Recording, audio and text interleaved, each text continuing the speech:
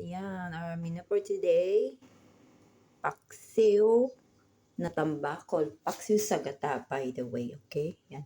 Sariwa pa yan, guys. Yan, prepare muna tayo ng ingredients. Yan, guys. Sinugasan natin ng maayos ang fish. Isalansa na nga natin ang isda sa kawali, guys. At lalagyan natin ng ricado. Pagkatapos natin lagay ang mga ricado, may kaunting magic sarap. No salt po tayo.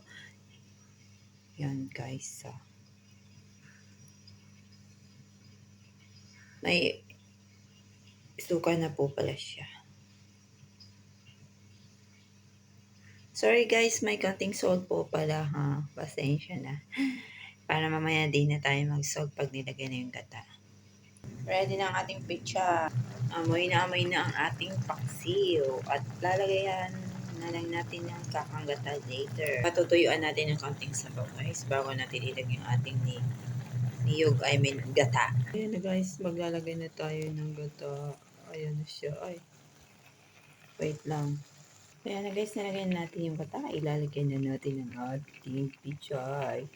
Siyempre, sili di mawawala. Counting tangkay, mamaya na yung dakaw niya. Okay guys, small fire na tayo.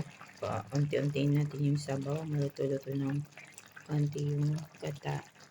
Yan po muna for today's video. Paksiw sa gatang tambakol. Have a nice day.